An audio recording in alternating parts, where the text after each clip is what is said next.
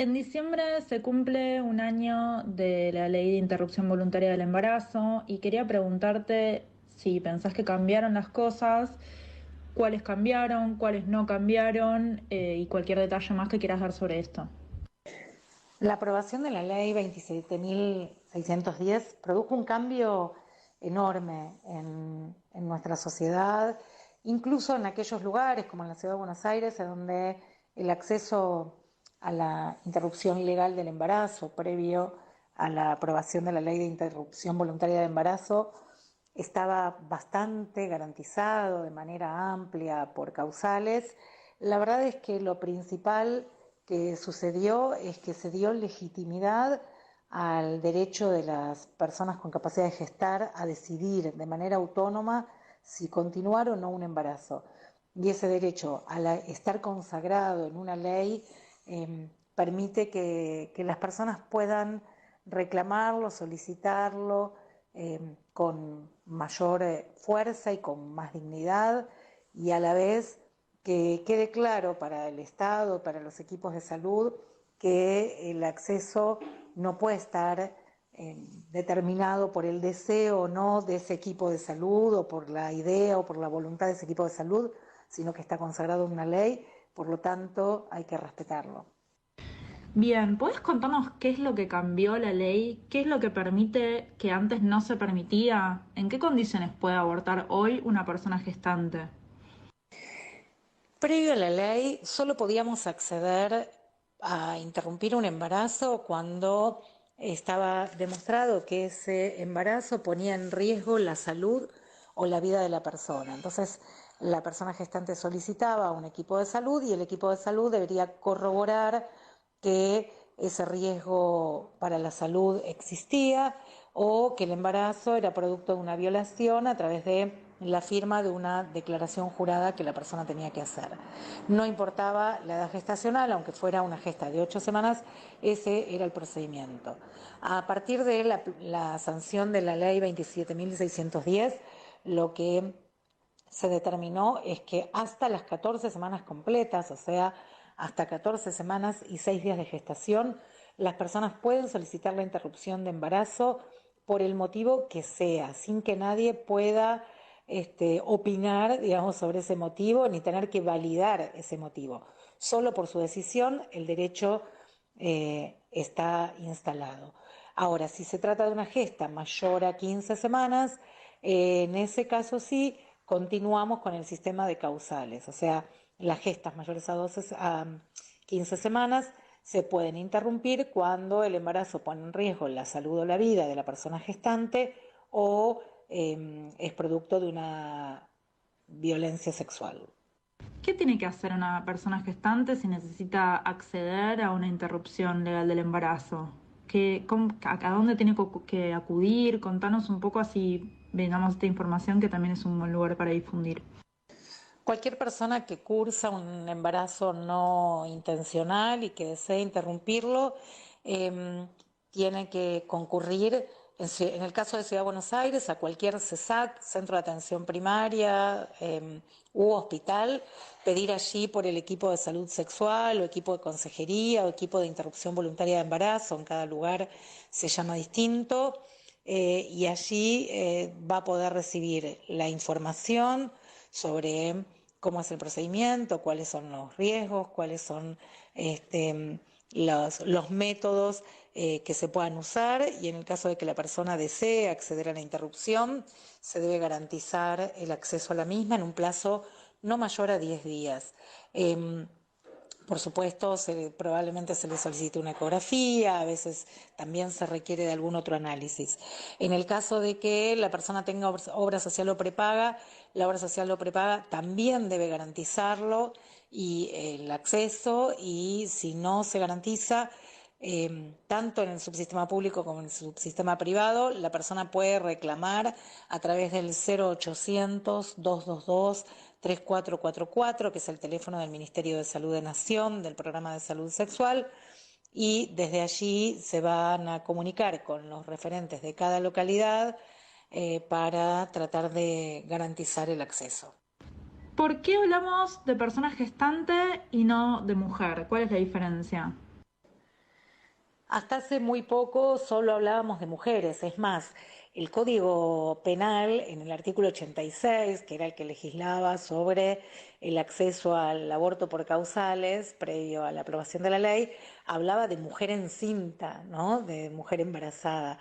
Y la verdad es que, bueno, lo que fue pasando fue que fuimos entendiendo que hay otras identidades, otras personas con distintas identidades que no se consideran mujeres, pero cuyos cuerpos, digamos, tienen la capacidad de llevar adelante una gestación. Entonces, nos parece que hablar de personas gestantes, y esto es lo que también los legisladores vieron cuando discutieron y aprobaron la ley, hablar de personas gestantes es una formulación mucho más inclusiva. Entonces, esto puede incluir, por ejemplo, a varones trans que pueden cursar una gesta. Si bien lo que predomina en los servicios de salud es la atención de mujeres con todo lo que implica la categoría mujer en relación a relaciones de opresión que están instaladas en nuestra sociedad y que muchas veces son las que determinaron que esas mujeres no hayan podido acceder a cuidados previos para evitar un embarazo no intencional.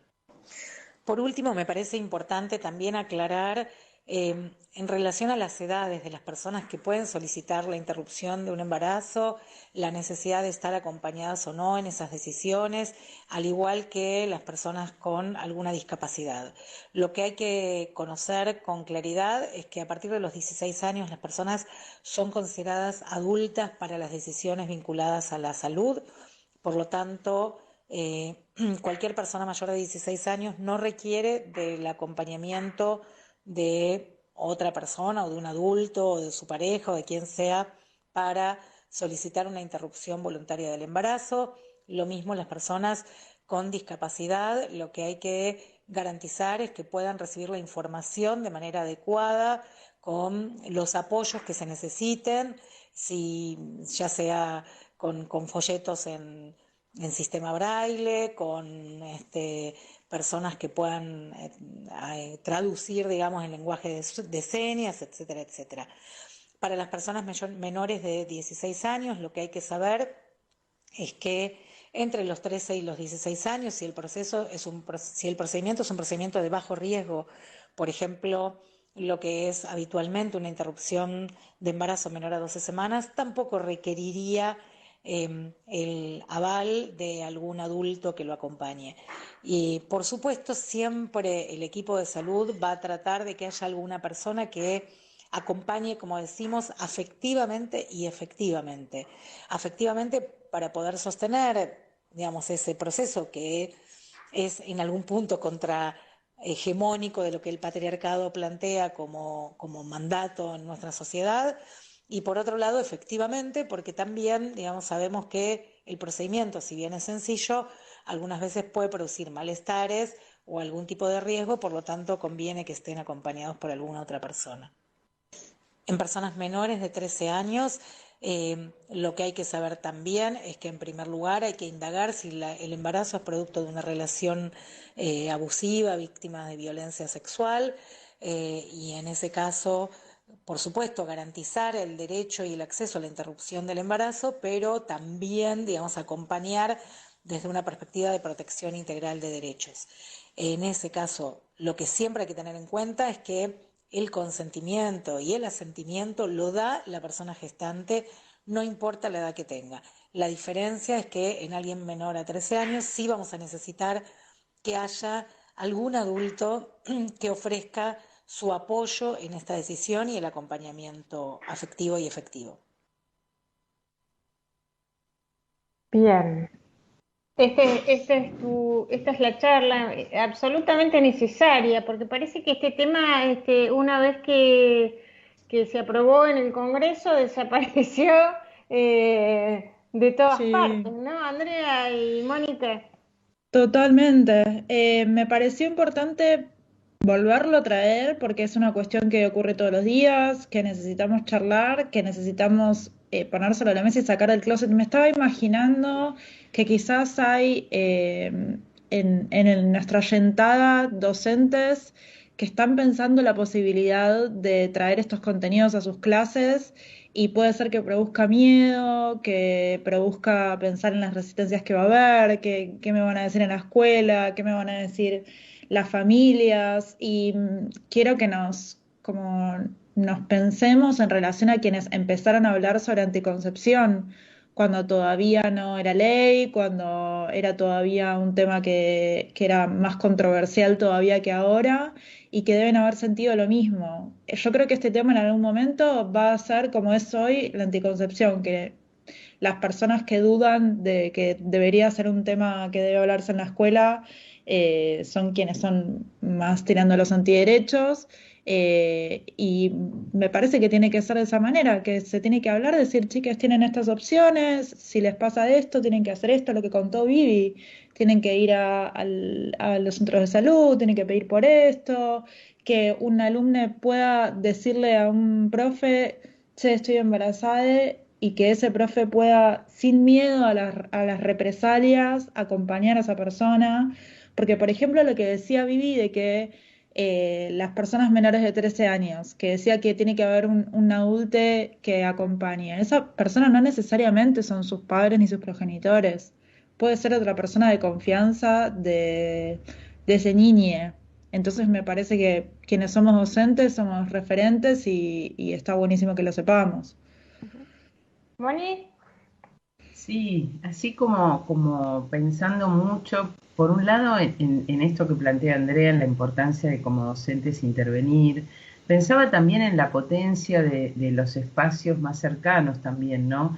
Como son los CESAC en la ciudad de Buenos Aires y cómo las políticas públicas de salud deben acompañar que eso funcione de una manera aceitada y que además estén más cercanos, ¿no? A lo largo y ancho de todo el país porque ese es el lugar donde las chicas podrían asistir incluso desde un lugar más individual, sin tantos temores, sin tanta autorización, ¿no? A sus visitas médicas habituales y que por lo tanto esté habilitado esto que plantea Andrea y que además lo puedo hablar con la docente. Me parece que hay algo ahí que también hay mucho para trabajar y me parece genial la propuesta de hablar de este tema que nos trae Andu, porque realmente es un tema pendiente. Y también entre las mujeres que somos más grandes, podríamos decir, porque nos agarra un cambio de época, donde esto lo hablábamos a las escondidas y ahora tenemos que hacer valer el derecho de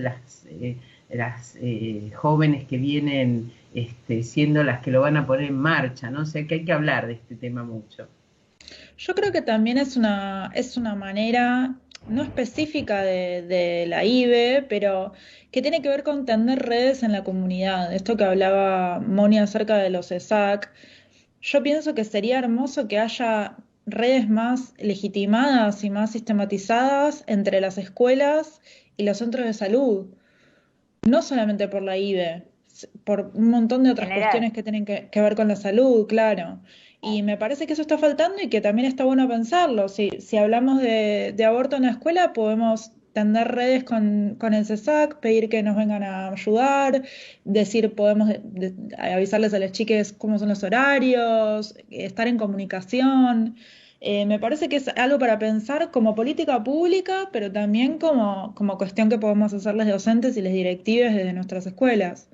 Así es, así es. Bueno, esas conexiones que todavía nos faltan y esa información que hay que seguir difundiendo, ¿no?